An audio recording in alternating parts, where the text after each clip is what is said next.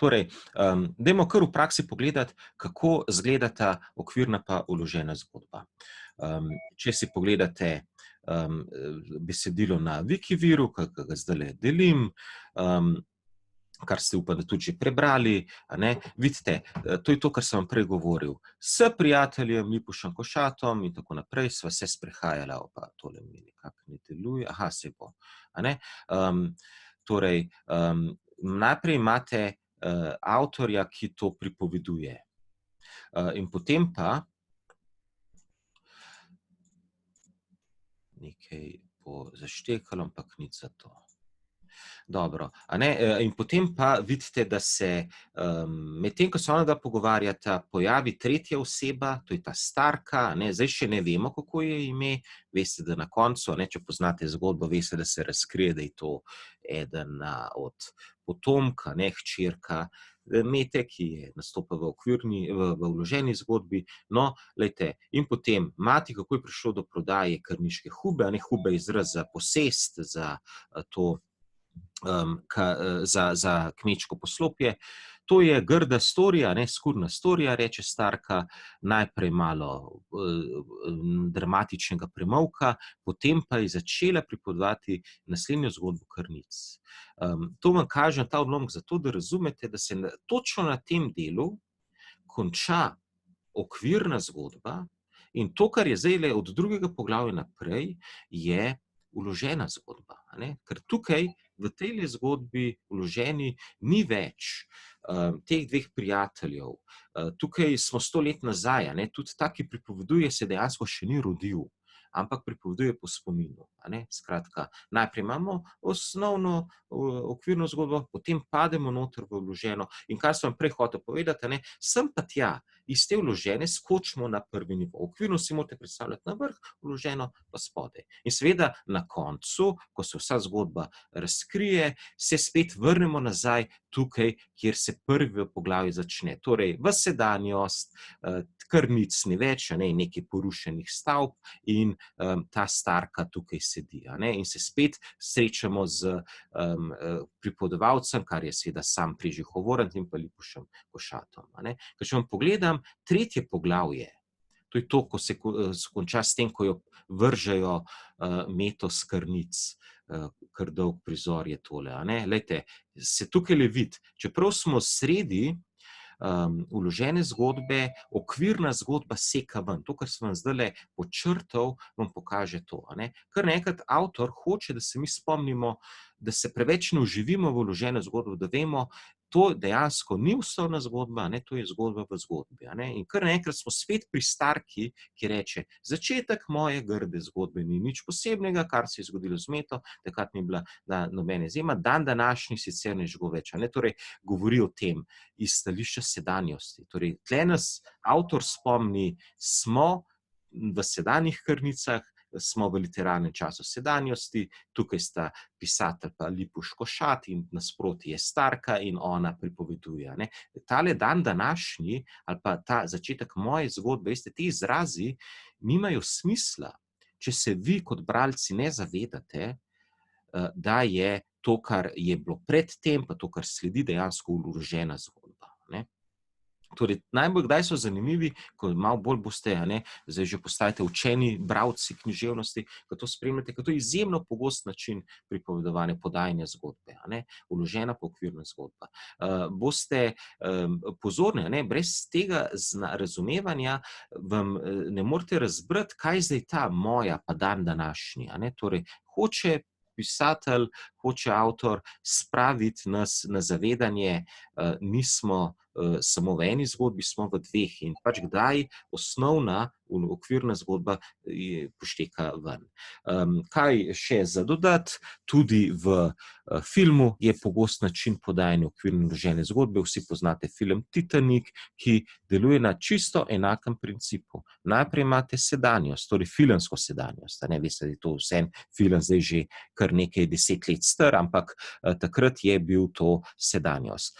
In iščejo grejo z neko sodobno ladjo po oceanu tisti zaklad, nekaj najdejo, eno sliko, oglasi se ena starka, ki reče, ja, to sem pa jaz, jo povabijo na to ladjo, se usedejo dol, tako kot se tukaj pri Samorastnikih usedeta ona dva prijatelja popotnika s tole Nano, in starka začne pripovedovati, ko sem bila pa jaz mlada, je bil pa Titanik. Torej, spet, osebe iz osnovne zgodbe niso dostikrat nič v povezavi s tisto vloženo zgodbo. Če bi vas vprašal, kje je ta slikar, ki ga igra Leonardo DiCaprio v osnovni zgodbi Titanika, je seveda odgovor mrtev je, na dnu oceana leži še mogoče kakšna njegova koščica. In isto, če vas vprašal, kje je Meta v okvirni zgodbi od Samorastnikov, že dolgo let mrtva, živi pa njeni zadnji otroci. Nana je zdaj starka, zato vemo, da je to 100 pa še več let nazaj.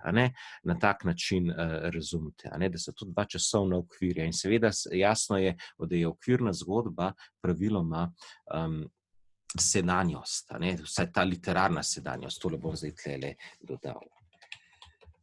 Tako. Dobro, torej, to je pri Vorancu, malo bolj zapleten način pripovedovanja, ni to čisto vsaka dela, je pa izjemno pomembno. Če se zdaj preskrolamo čisto do konca, je pa spet tako, kje se konča. Tukajle bo nekje po pogrebu se zgodba, vložena zgodba konča, in tukaj se spet vidi ta dialog iz osnovne zgodbe, iz okvirne zgodbe. Pobarali boste, kaj je bilo s krnicami, pogovorite se lahko kar sami. Skratka, tukajle se pa res konča vložena zgodba, konc je, s pogrebom od Ožbeja se vse konča in tukaj pride nazaj spet ta starka, ki vse pripoveduje v sedanjosti. Tako. Torej, in seveda na koncu se izkaže to kot neko razkritje, ta starka, ki to pripoveduje, je 9. zadnji otrok, potomac Mete, rase pa že en 3. rod. Kaj vam hočem še malo za zanimivost povedati, da ne bomo samo v literaturi, čeprav v osnovni stvari seveda literatura, radi uprizarjajo, radi spravljajo zgodbo Samorastnikov tudi na različne uprizoritve. Imate film, to sem ga povedal že nekaj tednov nazaj, tole zdaj je recimo odrska uprizoritev, si lahko vidite, kako so probali postaviti stvari. Tole je igralka, ki igra Meto. A se vidi, če tole okrožamo. Tole bo oče Karničnik, igra ga igralec Gašper Tič, zdaj že pokojni, tako da so mogli najti nadomestek, ker veste, je umrl tragične smrti. Potem naprej, kjer sliko vam še hočem pokazati, to sta stranska lika. Kako so hoteli to koroško kmečko stvarnost spraviti na oder. Tukaj, veste, na tej sliki je veliko povednega, kajti tukajle sta gospoda, kot vidite, je gospodar, oče Krničnik, stari Krničnik, ki tudi ima, pa njegova žena, gospodarica, vidite, da sta za tako lepo mizo, še zmeraj sta v kmečkem okolju, samo sta lepo napravljena. Tukaj je potomec, mislim, da je tole Ožbej, vidite pa Meto kot deklo, z navadno ruto, majčkeno umazano obleko in seveda mora pomivati, niti metel nimajo, vse so mogli kleče delati. In tako naprej. Torej, hoteli so malo pokazati kmečkega okolja. Še en prizor. Tale je zanimiv, ki je tudi zelo zgovoren v sami zgodbi. Tole je duhovnik. Ta igralec sicer igra enih par vlog, ampak tokrat je v vlogi duhovnika. Hoteli so mu dati takle talar, torej črno obleko z temle ovratnikom, in pa seveda Meta, ki rodi enega od otrok. Kot veste, to je tudi ena zanimiva, čisto družboslovna zadeva, ki jo izvemo dejansko samo iz takih zgodb, kot so Samorastniki, nezakonske otroke, torej grdo rečeno pankrte, so duhovniki zaznamovali ob rojstvu. Ne delati napake pa reči, da jih niso dali krstiti. Krstiti so dali čisto vsakega otroka. Samo so hoteli na drug način zaznamovati, da s tem otrokom nekaj, kar ni čisto družbeno sprejemljivo. Torej, da je bil ta otrok plod grešne zveze. Zakaj grešne? Zato, ker njegova oče pa mati nista poročena. Seveda Ožbej pa Meta se nista nikoli poročila. Meta je sprva upala, je prosila, Ožbej ni mogel iz očetovega oklepa, objema, tudi kasneje, ko oče kar nič ne umre, s to poroko ni nič, skratka, ker ta Ožbej se izkaže kot en slabič. To je tak zelo tipičen moški literarni lik v slovenski književnosti. Nekdo, ki se stalno ne upa, vdaja se pijači, kot veste, tudi umre, ne da bi ga kdo kaj zelo pogrešal. Skratka, Meta sama vzgoji, spravi do kruha vseh 9 otrok, in je še zmeraj močna in neizprosna. Skratka, ženski liki so te, ki so močni, to je pogosto v slovenski književnosti. Moški so pa slabiči, najprej so pod vplivom matere, kot je Cankar, cankarjanska mati, ki se moški nikoli ne more čisto v mislih odcepiti, ali so pod vplivom očeta, tako kot Ožbej pri Samorastnikih. To, da so nemočne, seveda pol utapljajo v alkoholu, ta alkohol jih še bolj naredi slabe pa brez moči. Skratka, nekaj, kar je čisto kontra neki podobi moškega kot glavnega. Ženska je ta, ki vodi stvari naprej in ki poganja svet. Tako, vseh stvari ne bomo pogledali. Skratka, to povezavo do tega sem vam mislim, da poslal v Dropbox, ker je to malo bolj tajno. Ampak dajmo vsem pogledati eden ali pa dva prizora, ravno toliko časa imamo, preden gremo na Miška Kranjca, kako kaj izpade v literaturi, v besedilu, ki seveda ta glavno, in kako dajo lahko to tudi na oder ali pa na filmski trak. Tale prizor bomo prebrali, mislim, da imate enega podobnega, če ne celo enakega tudi v gradivih. Tudi če nimate, dajte kar gledati na projekciji. Torej, kaj se zgodi, ko se zve, da je Meta zanosila z Ožbejem. Glejte, tale lep izraz, široka je postala. To je tak, Voranc je dober v teh kmečkih izrazih. Kaj boljši opis, kot to, da ženska postane široka. Seveda, ker se bi začel trebuh širiti, večati, ker seveda ima otroka pod srcem, je postala široka. Tak izraz, ki danes več ne obstaja, ampak izjemno dobro ponazori to. Zanosila je. Ti izrazi so pomembni. Če bi kdo gledal samo to poved, pa ne bi razumel pomena, ne bi sanjal, kaj to pomeni, da je široka postala. Torej, to je bila sramota za Krnice in sam tale prizor bomo pogledali, ker ga bomo bolj pogledati na, kako je uprizorjen v tej predstavi, katere fotografije smo se ravnokar pogledali. Najprej je Krničnik položil Ožbeja na kolena in ga pretepel kot 5-letnega otroka. Še enkrat, dvakrat ga potem še bo, ampak Meta bo veliko hujšo kazen dobila kot on, čeprav se seveda, če veste, kako to poteka, seveda za to, da je Meta zanosila kriva, seveda oba. Ampak moški niso bili nikoli toliko kaznovani kot ženske. To je pač ena od stvari patriarhalne družbe. Za moškega se zmeraj, za fante se zmeraj znajdejo izgovori, ja, ona ga je zapeljala, ja, kaj pa ni pazila, pa tako naprej.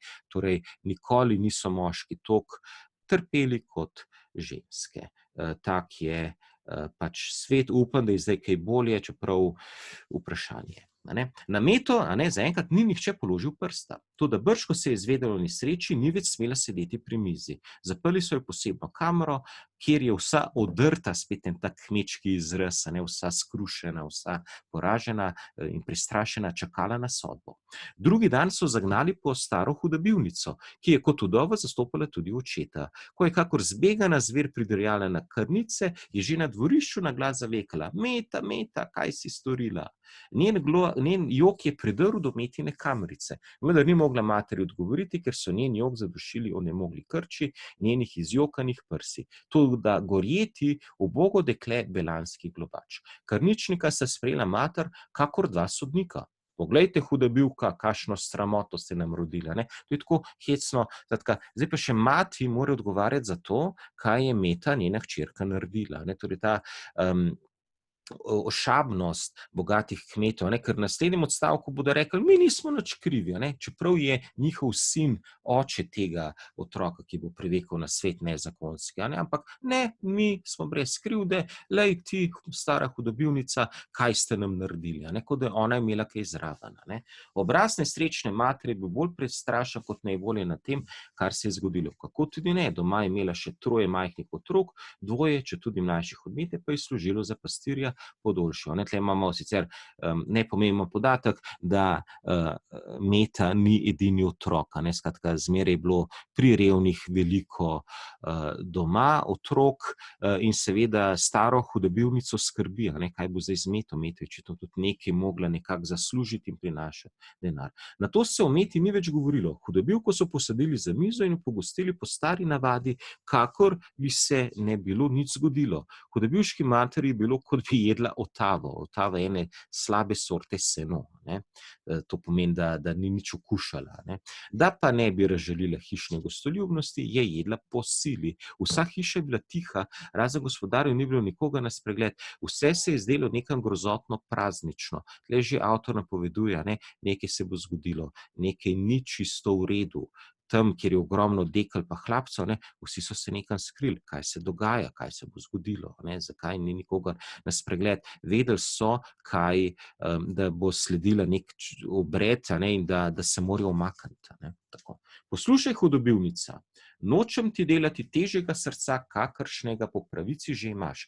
Po tebi je prišla sramota nad našo hišo in ti odgovarjaš za to, kar si rodila. Skratka, ponovijo tisto čudno moralnost, ki smo jo že prej videli, da nima smisla. Ampak najboljše je to, mi se distanciramo. Tisti, ki je na oblasti, lahko zmeraj reče, nas ne zadane nobena krivica.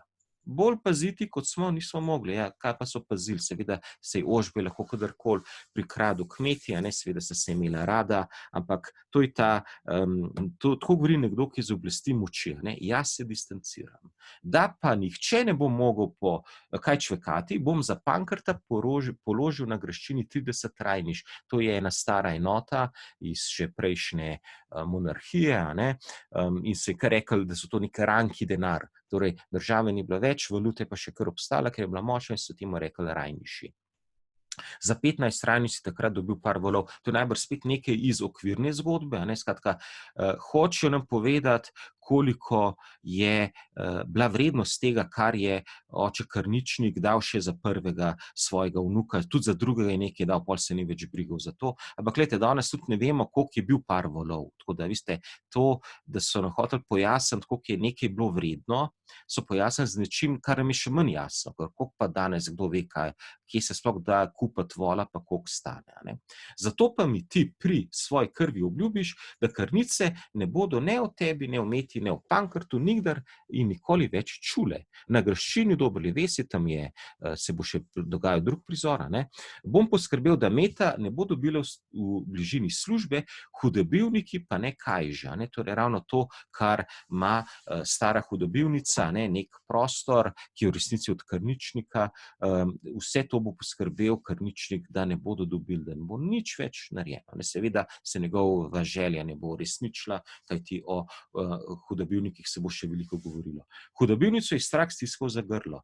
Vidite, kako je to dobro uprizorjen, kako je ta stara ženica prestrašena, nič ne more reči, komaj bo nekaj zajcljala, ne? Jaz nič ne vem, ne? Ampak krničnik ima pa tak strog glas, neizprosten je, zmeraj tako narejen, zato sem prej rekel, ne? Njegove karakteristike so to, on je gospodar, skoraj bog, očitno, ne? Za takega sema. To je prva stvar, ki smo jo na ta način uredili. Druga pa je pokora. Pokora je pa seveda drug izraz zakaza. No, tle se pa zdaj šele začne taka najbolj strašni del tega prvega prizora. Ti veš, kako se take reči že od nekdaj kaznujejo. Včasih so vlačuge pred cerkvami privezovali na sramotni steber. To je bila huda pokora, zmenimo se, katero kazen ji naložimo. Poleg tebe odločam še jaz, ker sem ji boter ter nadomestujem njenega očeta. Ožbeja sem že sam kaznoval, da do smrti ne bo pozabil. Mož je govoril, kot bi drva cepil. Njegov obraz je bil neizprosten, njegov pogled sovražen, hudobivki so od strahu šklepetale čeljusti, mislile na Kajžo, na svojo staro mater in na troje mladih kljunov. Jaz nič ne vem, oče krničnik. Toda krničnikov sodni glas je nadaljeval. Povesmo in večno sramoto. Povesmo in sramoto. Povesmo in sramoto, to pokoro sem ji namenil. Pokora mora biti, da se zadosti časti hiše, ki jo je nesrečna meta uskrunila. Ne? Vidite, spet ta patriarhalen pogled. Če je to, da sta pač dva se imela rada in da so zdaj neke posledice v obliki otročka, ne? Ali pa zarodka, no, če hočete, ne? Ki bo postal otrok, če je to neka sramota, ne, sta jo zagrešila oba, ne samo meta, ne, vidite, kako to manjka, ne, Ožbej tudi uskrunil, ne, daj še njemu zažgi roke, ne. Na to se je pričela pripraviti starodavna rihta, to pomeni nek obred, proces, nek kazenski postopek, po kateri se je po mogočnih hišah kaznovalo prešuštvo. Gospodinja je pogrnila mizo z belim prtom, krničnik je položil nanjo slamnico lanenega prediva. Nato je zaklical iz dimnice z ukazujočim glasom. Ožbej in sin, ki ga ni bilo prej nikjer videti, se je prilekel v dimnico in se je zrušil na klop pripeča. Torej, vidite, take izraze, da se vidi, da je sin čisto brez moči, ne, pa ve, da kaj čaka njegovo ljubo, ne, torej to meto, v katero je zaljubljena, ne, nič nima, komaj enkrat nekaj reče, pa ga oče krničnik s pogledom čisto razoroži. Pazite, ne, če mi ne vemo, kaj pomeni ta besedica povesmo, ne, mogoče je bila v testu, mogoče bo v tem testu danes, je v slovarju, ne, ampak avtorjem še ni razložil, kaj to pomeni. Tudi če bi kdo razbral slovarski osnovni pomen te besede, ne ve. Voranc je bil tle zelo dramatičen. To je res narejen, ta prizor čisto narejen je za film ali pa za dramatizacijo, ker bo čisto na koncu razložil, kaj čaka meto, ne, kakšen je ta obred, pa koliko časa traja. Nekako so ji polagali vročo vato, kosme, kepe pridiva, kot neko klobčič volne, no, najbližja stvar bi bila volna, čeprav pridivo je nekaj drugega, ki zelo tli, na roke, dokler toliko časa, kolikor je trajala molitev, žalostni del rožnega venca. Zdaj, danes nihče nima pojma, tudi, ne vem, dijake, ki pravijo, da so bili verni, sem spraševal, kaj je žalosten del rožnega venca, noben pojma nima, koliko bi časa to trajalo. So pa molili zelo hitro, že brali so, to pomeni, da so govorili tako na ekspres. Tako se še danes lahko slišite molitve pretežno kakšnih starih vernikov. Skratka, da ne govorijo počasi, ne vem, zdrava Marija, milosti polna, Gospod je s teboj, blažena si med ženami, ampak govorijo tako, kot da bi bili na šprintu, zdrava Marija, milosti polna, Gospod je s teboj in tako naprej. Da bi seveda tako moli njena mati, stara hudobivnica, da bi to mučenje, to žganje rok, dlani, če smo čisto konkretni, trajalo čim dlje časa. Tako. Torej, starodavna rihta, in vse to je lahko zelo, zelo počasi opisano. Zato so se vsi drugi posli skrili, ker so vedeli, da nimajo kaj zraven za delati, ne. No, in to je čisto realistično opisano. Dejansko nisem realizem, če se spomnite mojega 10. letnika, to je tudi že naturalizem, ker bo pol opisano, kako to bogometi žgejo roke, kako je začelo smrdeti po zažganem mesu, ne, in kako se vse zvija in ona trepeta in stoka in grgra, ne. To so te neprijetnosti, ki so značilne za naturalizem, a ne, pretirano natančno opisovanje podrobnosti, ne, ker boljše, da jih ne vemo, a ne. Tako, dobro, a ne. Torej, vidite, tukajle je pol par stvari, priženijo Meto, Meta joka, v dimnici vladala strahotna mora čudne slovesnosti polna, ne. Spet njej ni jasno, a ne, ker je še mlado dekle, 17 let, koliko, kaj se ji bo zgodilo, ne. Meta je z nejasnim dojmom zastonj iskala odgovora pri navzočih, skozi solze je videla skrušeno plaho mater, ki se je stisnila k steni, in skrušeno Ožbejovo postavo za pečjo, ki ni bila njegovi pravi podobi podobna, ne. Torej, Ožbej se je kar zgrbančil vase, ne. Videla je strogi, mrzli, neizprosni Karničnikov obraz, neobčutno lice svoje gospodinje, iz katerega je edino to mogla posneti, da ji gori od neizmernega sovraštva. Ta sovražni obraz se ni niti malo zganil, ko je trdo vprašala. Pol še njej ponudijo hrano, ne, no, in potem vidite šele pol hoče Karničnik zagotovilo, da se odpoveduje tej grešni zvezi, a ne, ampak Meta, kolikor je prestrašena, ne odstopi od svojega, a ne. In vidite, tole vprašanje ga najbolj razkurja, ne. Meta čisto enostavno reče: "Kaj boste storili z mojim in vašim otrokom?" Ne, seveda Karničnik bo dobil vnuka, a ne, ampak on o tem noče nič slišati, a ne, molči pregrešnica, a ne. No, in potem se Ožbej oglasi in potem je seveda takoj mora utihniti, a ne, in potem je vse to opisano in šele tukajle, vidite, koliko dol se mogel premakniti, je opisano, kaj ta povesmo v resnici je, a ne. Skratka, žganje pridiva na roki, a ne, in vidite spet ta naturalizem, ker to ne gori, a ne, tli, je lahko veliko večja temperatura, to je čisto fizikalno dejstvo, a ne. Ne prežge samo kože do živega mesa, temveč žge s peklenskimi bolečinami v možganih. Glejte, koliko je to Voranc 100 let nazaj dobro vedel, a ne. Bolečina niti ni, a ne, na telesu, a ne, centri za bolečino so v možganih, a ne, in to je tukaj literarno toliko dobro opisano, da boljše ne bi bilo možno, a ne. Skratka, res imamo ta naturalistični prikaz vseh podrobnosti, pa se mučenje niti še ni začelo, a ne. Tako, oziroma se je ravnokar začelo. Kaj vam hočem povedati? Glejte, če boste malo bolj se pripravljali,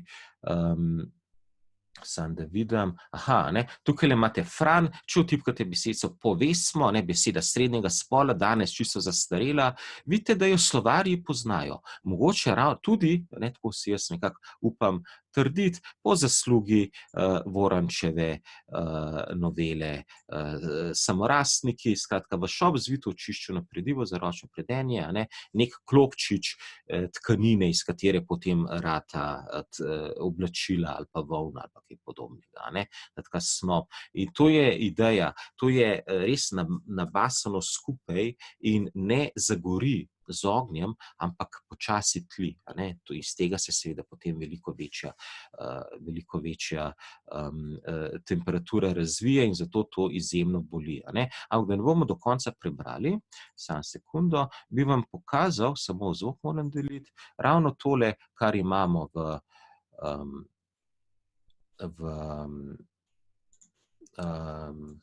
na projekciji,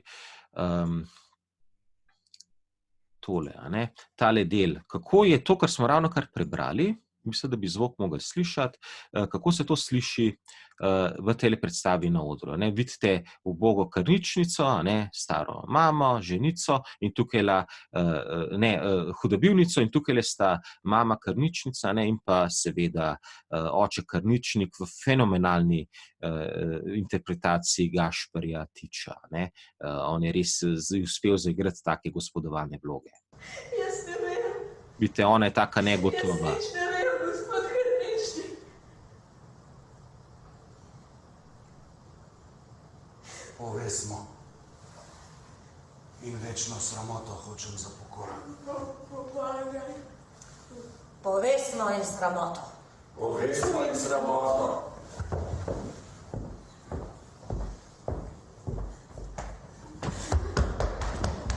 No, to je pa Meta. Meta. Se kesaš svojega greha. Ja, gospod Krvičnik, kesaš vse svoje duše. Se odpoveduješ tej grešni zvezi za vekomaj. Se odpoveduješ tej grešni zvezi za vekomaj. Kaj boste storili z mojim in vašim otrokom? Če je ta kurva umazala, naj se ti jezik posuši.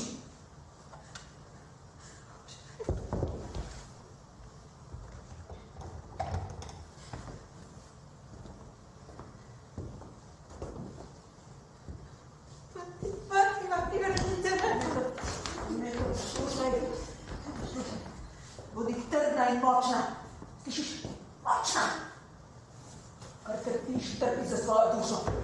Jaz ti dam 3 minute. 2 minuti. Pojma nimata o ženskah. Kakšna ženska, takšna otroka pogledajo. 3 minute, ne? 2 minuti. Da vaju ne bo naritvrlo. 3 minute največ. Naprej bom gledala.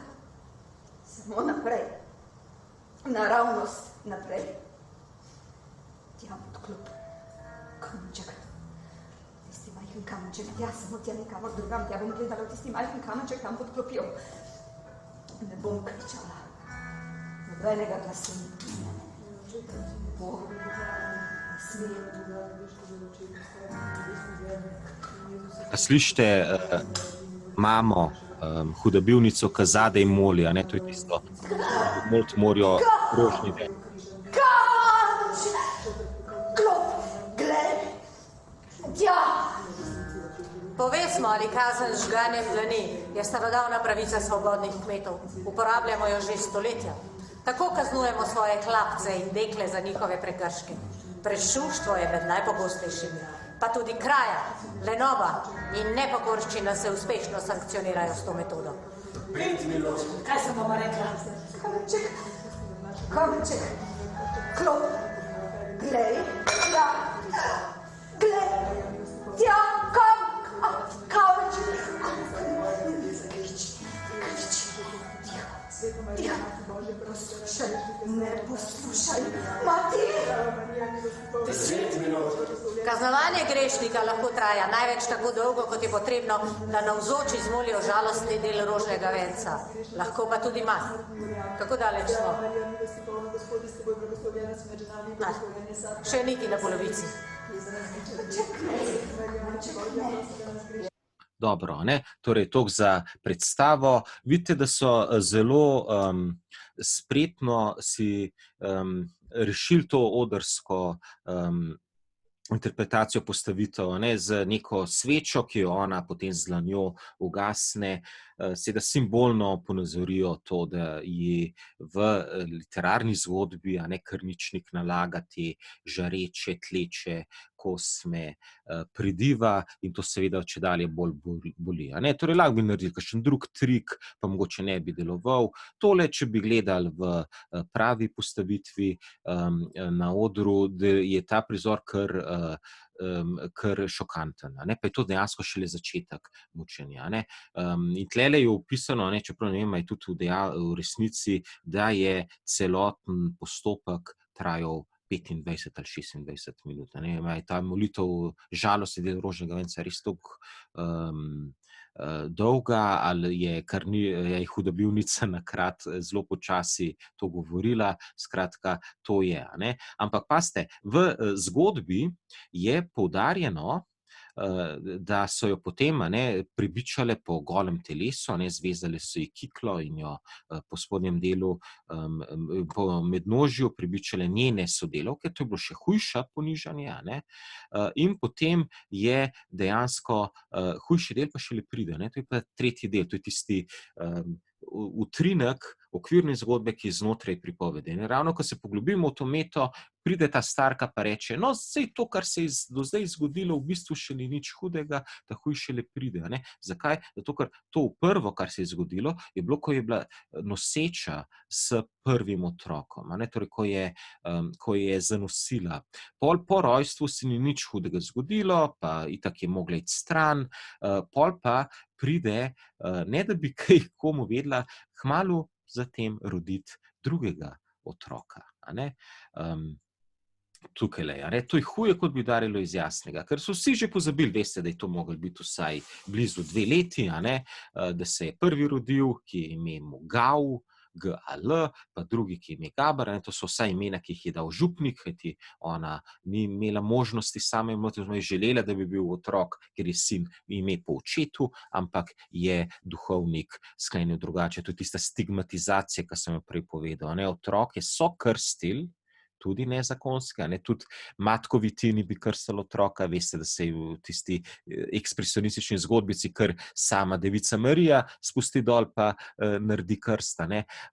Torej, nihče ni bil krščen, kajti veste, da ideja krsta je, to smo se že takrat pogovarjali, pač to, da gre človek lahko v krščanstvu, mogoče v katolištvu, no, pustimo detajle, v nebesa, ne? In otrok ni nič kriv, da se je rodil staršema, ki nista pazila in ne bi se ga niso smela, ne, v tej verski preproščini kaznovati s tem, da bi rekli, ja, ne, to je pa prehudo, tudi on si zasluži nebesa, ne? Tako so ga pa zaznamovali z imenom, kar mogoče še hujše, ne? To je bilo po kakšnih vaseh izjemno težko, takoj so vedeli, kaj je ta, odkot je ta človek in da iz njega nič ne bo, a ne?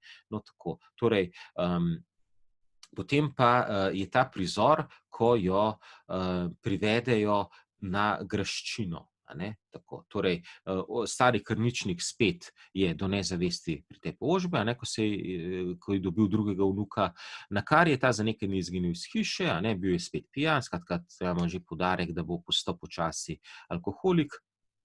Krničnik je v svoji razburjenosti tekel do hudobivške bajte, a ne? Ampak mu je stara huda bela, to so taki zanimivi izrazi, a ne? Hudobivnica, huda bela, pred nosom zaprla vrata, da je mogel mož le zunaj razsajati. Ko pa je spet hotela iti v službo, a ne, torej nič niso imeli, ne, mislite, 11 mesecev porodniške, a ne, rodili, opravlja je porod, a ne, zavila otroka, ko se je videla, da je kolikor toliko v redu, ga je pustila pri svoji mami in šla naprej delati, a ne. No, pa so jo iskali biriči. Zdaj, besedica birič ima več pomenov, tukaj si morate ga predstavljati kot nekega redarja, policista, ne, nekoga, ki izvršuje neke pravne, sodne funkcije, a ne. Ta Doberla-Ves je pač očitno kraj, ki je najbližje in ki ima tako graščino, a ne. Zdaj, besedica graščina tudi v tem kontekstu samorastnikov ne pomeni več enakega kot grad, čeprav je besedica graščina izpeljana iz besedice grad, a ne. To pomeni bolj neko upravno enoto, nekje, kjer se neke sodne stvari izvršujejo, neko poslopje, ki ni stanovanjsko, a ne. No, in tam so jo sprejeli gospodje, a ne, torej te, ki so pa oblastniki, a ne, krničnik nima pa neformalno veliko moč, a ne. In jo začeli stiskati, naj se odpove razmerju z Ožbejem. Vidiš, Mete, ji je zlepa prigovarjal graščinski gospod, sama veš, da ta zveza nima nobenih koristi zate. Krničnikovi hiši tebe je največjo sramoto, vsej soseski pa pohujšanje. Odpovej se tej ljubezni, spet ta zahteva, ki jo je že pri prvem mučenju dal oče Krničnik, da se mora Meta odpovedati, a ne, ampak tule zdaj ona že bolj jasno formulira stvari, a ne, najprej nič ne pove, glejte, ni se mogla znajti in ni nič odgovorila, a ne, to je taka modrost, ki jo imajo mali ljudje, kot je Meta. Če ne veš, kaj povedati, je bolje biti tiho, a ne, to ne rabiš nekaj izobrazbe, pa nekakšnega dobrega plemenitega rodu, pa imena, da to veš, a ne, in ona bo šele kasneje povedala to, kar je pol misel, a ne, ona ne na njo ona ne misli na krnice, zaljubljena sva in oče ima 2 otrok, imate pravico do očeta. Skratka, čisto osnovna taka zdrava logika je to, Nočem reči kmečka logika, ker nima veze s kmeti, gre za to osnovno razumevanje. Ona izhaja iz ljubezni, Krničnik pa govori samo o tem, rajši razedinim sina in tako naprej, Tako. Torej, vse tega odlomka ne bomo prebrali. Jaz vas vama zdajle